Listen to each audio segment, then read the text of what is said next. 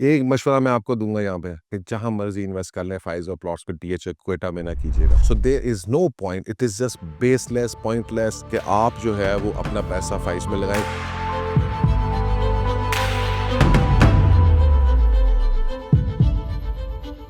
Bismillahirrahmanirrahim. We have come to the conclusion कि Pakistan real estate sector out of all the, just to recap from the previous video, कि आपके पास 5 sectors थे। Business था जिसमें आप कर सकते हैं, दुबई था, पाकिस्तान रियल एस्टेट था, स्टॉक मार्केट्स थी, या आप जो है वो बैंक्स में पैसा रखा सकते थे। And we came to this conclusion कि Pakistan real estate still is one of the most viable options. Not still, I mean it is now, right now in 2025, it is the most viable option to invest, where you have 100% chances of gaining money and capital gains. So Pakistan real estate के अंदर जब आप आते हैं, उसके अंदर आपके पास क्या options available हैं। हमने अपनी 2025 की forecast के अंदर बहुत सारे areas को cover किया था again, but I'm not going into details. There are going to be bubbles again in the real estate sector, especially in the files जहाँ पे volatility बहुत ज़्यादा होती है। In general, Pakistan real estate को अगर आप consider करेंगे तो there are going to be 2 options for you. Very simple, 3 options for you: files, plots, rental properties. देखना ये है कि आपने किस में इन्वेस्ट करना है, किस में इन्वेस्ट करना चाहिए। देखें, फाइल्स ऑब्वियसली अगर वो चीज़ें उस तरह से चलती हैं, आईएमएफ एग्री करता है, आपके गेन टैक्सेस और आपके एफईडीज या आपके 7ईज जो हैं वो ख़त्म होते हैं टैक्सेस या कम होते हैं, तो ऑब्वियसली हमें फाइल्स और प्लॉट्स के अंदर इमीडिएटली एक बूम देखने को मिलेगा। और वो जो बूम है that can last for a year, 6 months. So it all depends. But the problem is कि इसके अंदर the only problem is there is so much unpredictability that you can lose a lot of money. जिस तरह पिछले साल जो है वो लोगों ने किया, but then again हमें जुआ खेलने की आदत है हमारे लोगों को, हमें ये दिहाड़ी जो है वो समझ में आती है। So अगर आप एक दिहाड़ी बाज हैं, आपको समझ आती है कि आपने ये जुआ खेलना है, तो yes, it can be very rewarding, especially in the file sector. You can make a lot of money, but problem is कि आपको पता नहीं चलेगा। व्हाट हैपेंस इज कि जी कि मे बी आपने एक चीज़ ली है, आप उसको सही टाइम पे सेल नहीं कर सके हैं, again you will be stuck.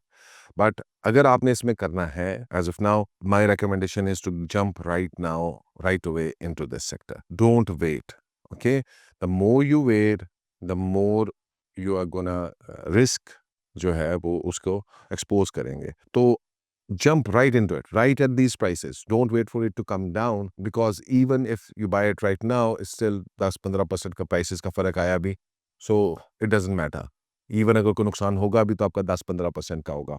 But if you really want to gamble and you are that mood, go for it. Rest is gamble, right? I don't know ये कितनी देर रहता है, whether ये आता भी है या नहीं आता है।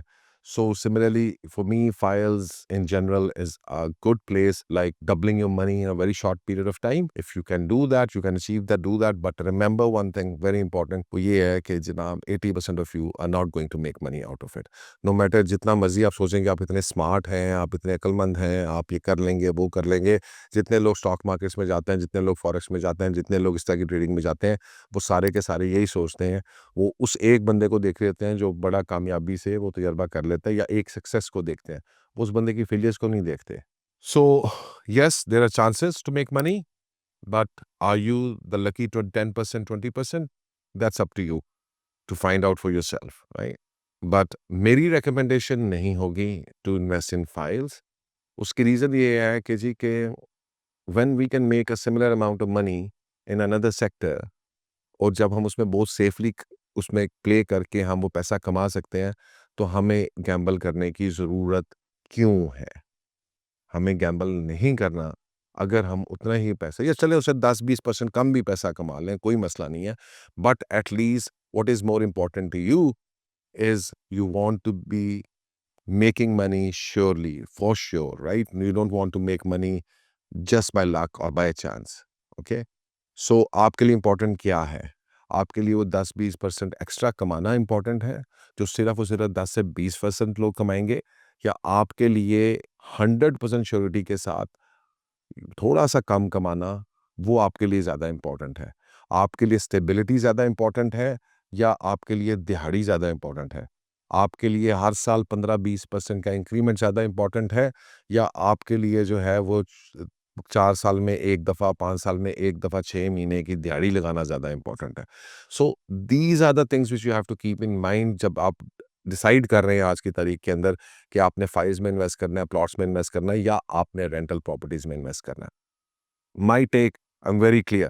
With 12 years of experience in real estate, I have come to this conclusion कि नो मैटर आप जितने मर्जी बड़े खिलाड़ी हों इस खेल के अंदर फाइलों में प्लॉटों में आपकी अर्निंग 20-25% से ज़्यादा ऊपर नहीं जाती पर एनम और वही खेल आप बड़े आराम से रेंटल प्रॉपर्टीज़ के अंदर 20-30% के हिसाब से कंपाउंडिंग करके आप खेल सकते हैं। So there is no point, it is just baseless pointless कि आप जो है वो अपना पैसा फाइल्स में लगाएं क्योंकि then you are exposing yourself to एक इतने बड़े रिस्क से अपने आप को एक्सपोज कर रहे हैं कि आपको खुद भी आइडिया नहीं है और हो सकता है कि आपका करोड़ों रुपया कई सालों के लिए दोबारा से स्टक हो जाए।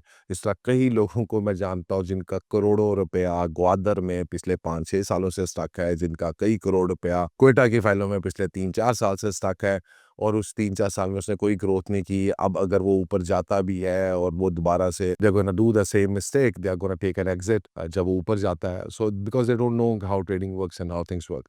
और फ्रैंकली स्पीकिंग एक मशवरा मैं आपको दूँगा यहाँ पे कि जहाँ मर्ज़ी इन्वेस्ट कर लें फाइल्स और प्लॉट्स पे डीएचए क्वेटा में ना कीजिएगा। बिकॉज़ डीएचए क्वेटा का कोई सॉलिड रूट नहीं है, कोई उसके सॉलिड ग्राउंड्स नहीं है कि आप उसको कहें कि जनाब यहाँ पर जो है वो कल को कौन-सा रेकोर्डिक के जो ज़खायर है ना वो डीएचए क्वेटा में नहीं निकले। फिर डीएचए क्वेटा के अंदर जो है वो सिर्फ़ और सिर्फ़ इस वक़्त आपको लोकल लोग हैं, लोकल माफियाज़ हैं, वो उसको बिल्कुल प्रमोट करते हुए आपको नज़र आएँगे और प्राइसेज़ भी ऊपर जाएँगी। बट उसका कोई बेस लॉजिक नहीं है। DHA Quetta is not supported by its general population and उसके जो प्लान्स हैं it's like it's just seems very unrealistic to me. एक चीज जो 1.5 करोड़ रुपए से 30 लाख रुपए के ऊपर आ जाए तो उसमें उस जगह पे जाके किसने रहना है? I honestly don't see any reason कि वाई जो है DHA Quetta. Yes, you can invest in DHA Lahore, that is I think the best place to be. DHA Multan के राइट्स नीचे गए हैं, okay that makes sense a little bit, उधर आप plot ले सकते हैं। Don't go into files, plots ले लें, they are gonna give you better returns. तो मेरा टेक तो ये है, I will for me files are a simply no go area for me. I am not looking for मैं दिहाड़ीबाज नहीं हूँ and I'm not a gambler, so I think I don't want to take any kind of risk even if there is 200% increment मुझे एक साल में मिल रहा हो, but there are chances कि वो 200% मुझे में से मुझे नहीं मिलेगा। देर आर 40-50-60% चांसेस कि वो मैं उसको मैनेज नहीं कर पाऊंगा, तो मैं उधर कभी भी नहीं जाऊंगा। Plot still seem slightly bit more reasonable to invest in plots. DHA Multan के प्लॉट्स के अंदर आप कर सकते हैं, गुजरावाला में कर सकते हैं, बहालपुर अगेन नो। बाकी जो छोटी सोसाइटीज़ हैं उनके आपको पता है इश्यूज़ क्या हैं। You want to do go ahead with them, go ahead with them, but the very few societies ये थाद वगैरह हो गए या कुछ और जहाँ पे ज़रा काम बेहतर है और ऑर्गेनाइज्ड है। बाकी जगहों के अंदर बहुत सारे इश्यूज़ भी हैं। Then again it's up to you, but again I don't see कि एक अनप्रोडक्टिव एसेट जो है वो कैसे आपको लॉन्ग टर्म के अंदर प्रॉफिट देके जाएगा। Even if you go there it is just meant for short term trading, so it is not meant for holding long. Problem ये है कि अगर आपके पास एक ऑल्टरनेटिव इन्वेस्टमेंट अपॉर्चुनिटी मौजूद है which is going to give you stable income, stable rents, stable capital gains, appreciations, why not go here, right? What is that, frankly speaking, क्या ऐसी चीज़ ऑब्स्टिकल आपके दिमाग के अंदर है कि जो आपको रोक रहा है इधर जाने से, जहाँ पर आप एक प्रूवन ट्रैक रिकॉर्ड से और इसने over a period of last 7-8 सालों से प्रूव किया है कि एक consistent gains, consistent rental income जो लोगों को दी है। और अब तो आई मीन पहले स्पेशली लाहौर के रीजन के अंदर लोगों के अंदर बहुत ज़्यादा अट्रीशन होती थी। अब तो दे हैव अंडरस्टूड कि ऑल द पीपल, क्योंकि एग्जांपल सेट हो गई है ना, जिन लोगों ने लिए हैं अपार्टमेंट, जिन लोगों ने काम किया है, जो रेंटल प्रॉपर्टीज में बैठे हैं, दे आर एंजॉइंग, और पिछले 3-4 साल से भी वो एंजॉय कर रहे थे, राइट। और बाकी लोग जो हैं वो फंसे हुए थे। अपने आप को स्ट्रेस फ्री बनाएं, अपने आप को इश्यूज में ना डालें, अपने आप को इस प्रेशर में ना लेके जाएं कि हाय हाय हाय मेरे पैसे को क्या हो गया। सुबह फाइल की प्राइस देख रहे हैं, शाम को देख रहे हैं, दिल जो है वो कभी तेज हो रहा है, कभी दिल जो है वो क्या कहते हैं बैठ रहा है, कभी ऊपर चला गया, तो खुशी के मारे जो है वो बजाय के प्रॉफिट निकालें, पैसे खर्च कर दिए गए, अब तो मैं एक गाड़ी ले लेता हूँ, फिर पता चला कि प्राइस नीचे आ गई है। तो डबल डबल नुकसान ना करें अपना, and go for something which is more stable, which is permanent, which is a global economic and investment model, which is your rental properties. So that is a place I believe you need to go. और rental properties के अंदर again हम एक दफ़ा फिर discuss करेंगे which ones you need to go for, which ones you don't need to go for, so that in this series of videos we are going to come out starting from the very basics, what all investments are available, then unme se jo best investment hai. So we are trying to create a funnel for you right now कि through that funnel आपने ultimately अपना strategic goal कैसे achieve करना है और पैसा कैसे कमाना है. So for the third part जिसके अंदर हम डिस्कस करेंगे कि out of all these properties जो है rental properties के अंदर which are the best properties. Stay tuned.